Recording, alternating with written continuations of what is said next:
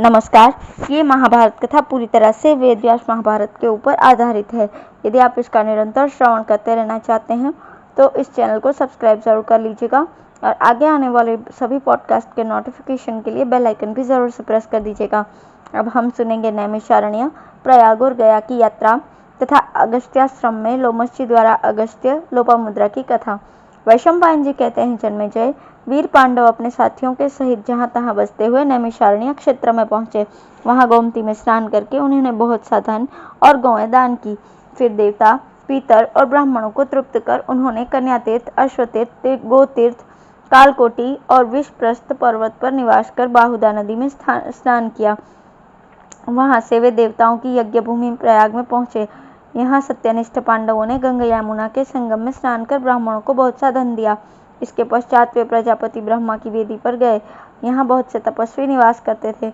इस स्थान पर रहकर वीर पांडवों ने तपस्या की और फिर वे ब्राह्मणों को वन के कंद, मूल, फलों से तृप्त करते हुए गया पहुंचे। यहाँ गयशीर नाम का पर्वत और बेंत के वन से घिरी हुई अति रमणीक महानदी नाम की नदी है। वहाँ ऋषिजन सेवित पवित्र शिखरों वाला धरणीधर नाम का पर्वत है भी। उस पर्वत पर ब्रह्मशर नाम का बड़ा ही पवित्र तीर्थ है, जहाँ सनातन धर्मराज स्वयं निवास करते हैं। एक समय भगवान अगस्त्य जी ने यहाँ सूर्यपुत्र यमराज से मिलने आए थे। पिनाकधारी श्री महादेव जी का भी इस तीर्थ में नित्य निवास है। इसके तट पर अनेकों मुनिजन निवास करते हैं। इस देश के सहस्त्रों तपोधन ब्राह्मण महाराज युधिष्ठिर के पास आए। उन्होंने वेदोक्त विधि से चतुर्मासीय यज्ञ कराया। वे विप्र प्रवर, वेद वेदांग के पारगामी तथा विद्या और तप में बहुत बड़े चढ़े थे। उन्होंने सभा जोड़कर कुछ शास्त्र चर्चा भी चलाई। उस सभा में समठ नाम के एक विद्वान और संयमी ब्रह्मचारी थे। उन्होंने अमृतयार के पुत्र राजर्षि गय का चरित्र सुनाया। वे बोले, यहाँ महाराज गय ने अनेकों पुण्य कर्मों का अनुष्ठान किया है। उनके यज्ञ में पकवान और दक्षिणा की बड़ी भरमार थी। अन्न के सैकड़ों हजारों पर्वत लग गए थे। घी की सैकड़ों नहरें और दही की नदियां सी बहने लगी थी। उत्तमोत्तम व्यंजनों का तांता लगा हुआ था। याचकों को नित्य प्रिय खुले हाथों दान दिया जाता था। जिस प्रकार संसार में बालू के कण, आकाश के तारे और बरसते हुए मेघ की धाराओं को कोई गिन नहीं सकता, उसी प्रकार गय के यज्ञ में दी हुई दक्षिणा भी गिनी नहीं जा सकती। गुरुनंदन युधिष्ठिर, राजर्षि गय के ऐसे ही अनेकों यज्ञ इस सरोवर के समीप हुए हैं। इस प्रकार गयशीर क्षेत्र में चतुर्मासीय यज्ञ करके ब्राह्मणों को बहुत सी दक्षिणा दे कुंती नंदन युधिष्ठिर अगस्त्याश्रम में गए। वहां उनसे लोमश ऋषि ने कहा, गुरुनंदन, एक बार भगवान अगस्त्य ने एक गड्ढे में अपने पितरों को उल्टे सिर लटकते देखकर उनसे पूछा, आप लोग इस प्रकार नीचे को सिर किए क्यों लटके हुए हैं? तब उन वेदवादी मुनियों ने कहा, हम तुम्हारे पितृगण हैं और पुत्र होने की आशा लगाए इस गड्ढे में लटके हुए हैं। बेटा अगस्त्य, यदि तुम्हारा एक पुत्र हो जाए तो इस नरक से हमारा छुटकारा हो सकता है और तुम्हें भी सद्गति मिल सकती है। अगस्त्य बड़े तेजस्वी और सत्यनिष्ठ थे। उन्होंने पितरों से कहा, पितृगण, आप निश्चिंत रहिए, मैं आपकी इच्छा पूर्ण करूंगा। पितरों को इस प्रकार ढाढ़स बंधा भगवान अगस्त्य ने विचार किया कि वंश परंपरा का उच्छेद न हो, इसलिए विवाह करना आवश्यक है। किंतु उन्हें कोई भी स्त्री अपने अनुरूप ध्यान न पड़ी। तब उन्होंने विदर्भ देश के राजा के पास जाकर कहा, राजन, पुत्रोत्पत्ति की इच्छा से मेरा विचार विवाह करने का है, इसलिए मैं आपसे आपकी पुत्री लोपामुद्रा को मांगता हूँ। आप मेरे साथ इनका विवाह कर दें। मुनिवर अगस्त्य की ये बात सुनकर राजा के होश उड़ गए। वे न तो अस्वीकार ही कर सके और न कन्या देने का साहसी। उन्होंने महारानी के पास जाकर उन्हें सब वृतांत सुनाकर कहा, प्रिय, महर्षि अगस्त्य बड़े ही तेजस्वी हैं। वे क्रोधित हो गए तो हमें श्राप की भयानक आग से भस्म कर डालेंगे। बताओ, इस विषय में तुम्हारा क्या मत है? तब राजा और रानी को अत्यंत दुखी देख राजकन्या लोपामुद्रा ने उनके पास आकर कहा, पिताजी, मेरे लिए आप खेद न करें, मुझे अगस्त्य मुनि को सौंपकर अपनी रक्षा करें। पुत्री की यह बात सुनकर राजा ने शास्त्र विधि से अगस्त्य जी के साथ उनका विवाह कर दिया। पत्नी मिल जाने पर अगस्त्य जी उससे कहा, देवी, तुम इन बहुमूल्य वस्त्राभूषणों को त्याग दो। तब लोपामुद्रा ने अपने दर्शनीय, बहुमूल्य और महीन वस्त्रों को वहीं उतार दिया तथा चीर, पेड़ की छाल के वस्त्र और मृग चर्म धारण करके वो अपने पति के समान ही व्रत और नियमों का पालन करने लगी। तदंतर भगवान अगस्त्य हरिद्वार क्षेत्र में आकर अपनी अनुगया भार्या के सहित घोर तपस्या करने लगे। लोपामुद्रा बड़े ही प्रेम और तत्परता से अपने पतिदेव की सेवा करती थी तथा भगवान अगस्त्य जी भी अपनी भार्या के साथ बड़े प्रेम का बर्ताव करते थे। राजन, जब इसी प्रकार बहुत समय निकल गया तो एक दिन मुनिवर अगस्त्य ने ऋतु स्नान से निवृत्त हुई लोपामुद्रा को देखा। इस समय वो तप के प्रभाव से उनकी कांति बहुत बड़ी हुई थी। उसकी सेवा, पवित्रता, संयम, कांति और रूप माधुरी ने उन्हें भी मुग्ध कर दिया था। अतः उन्होंने प्रसन्न होकर समागम के लिए उसका आवाहन किया। तब कल्याणी लोपामुद्रा ने कुछ सकुचाते हुए हाथ जोड़कर कहा, मुनिवर, इसमें संदेह नहीं कि पति संतान के लिए ही पत्नी को स्वीकार करता है, किंतु मेरे प्रति आपकी जो प्रीति है उसे भी सार्थक करना ही चाहिए।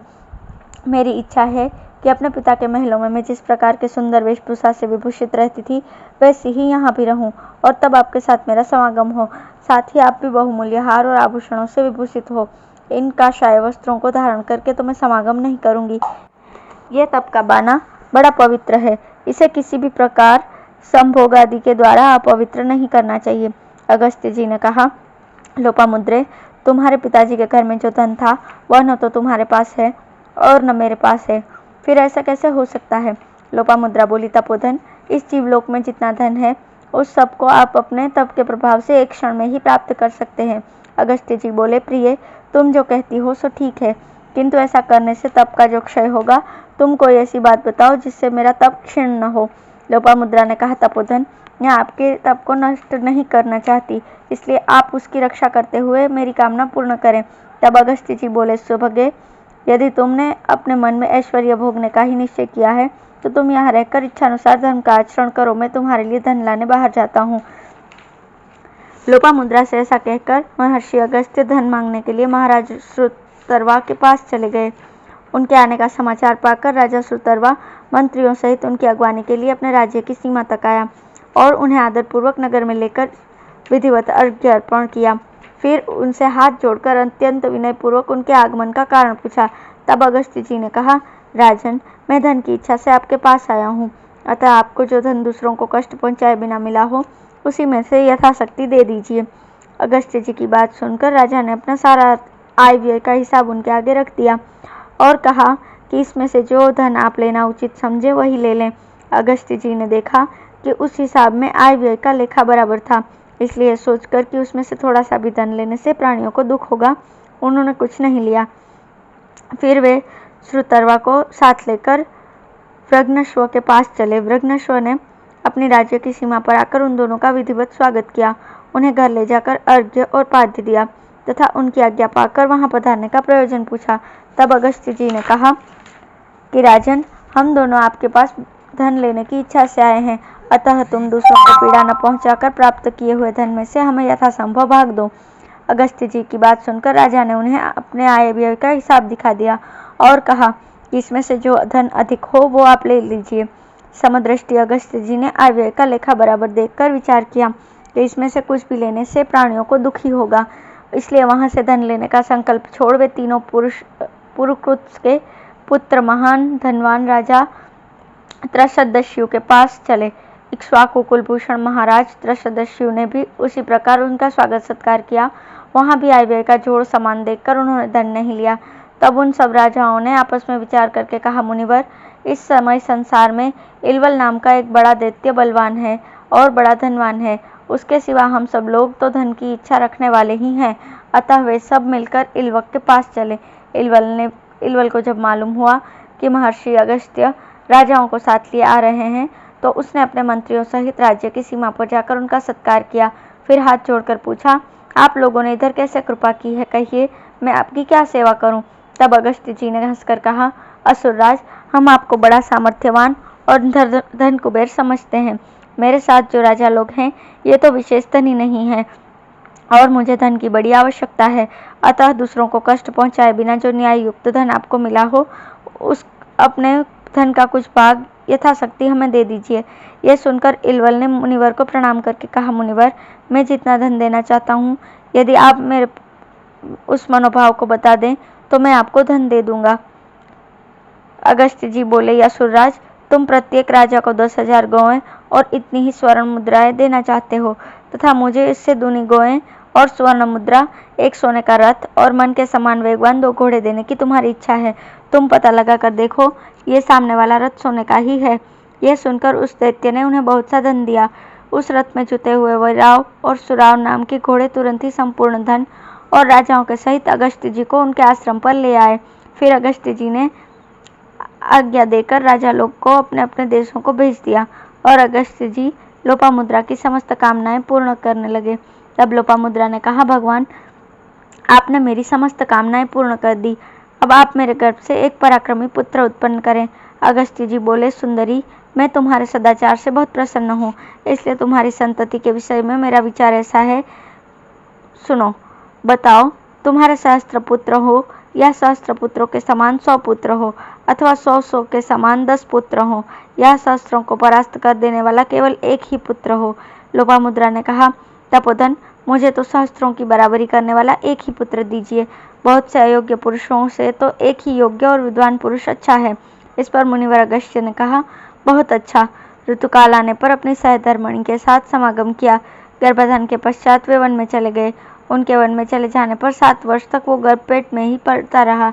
जब 7वां वर्ष भी समाप्त हो गया तो लोपामुद्रा के गर्भ से दुर्धष्यु नाम का एक बड़ा ही बुद्धिमान और तेजस्वी बालक उत्पन्न हुआ। वो परम तपस्वी और सांगोपांग वेद और उपनिषदों का पाठ करने वाला था। उसका जन्म होने पर अगस्त्य जी के पितरों को उनके अभिष्ट लोक प्राप्त हो गए। तभी से पृथ्वी पर यह स्थान अगस्त्याश्रम के नाम से प्रसिद्ध हुआ। राजन, यह आश्रम अनेकों रमणीय गुणों से संपन्न है। देखो, इसके समीप ये परम पवित्र भागीरथी प्रवाहित हो रही है। बड़े बड़े देवता और गंधर्व भी इसका सेवन करते हैं। ये भृगु तीर्थ तीनों लोकों में प्रसिद्ध है। भगवान श्री राम ने भृगुनंदन परशुराम के तेज को कुंठित कर दिया था।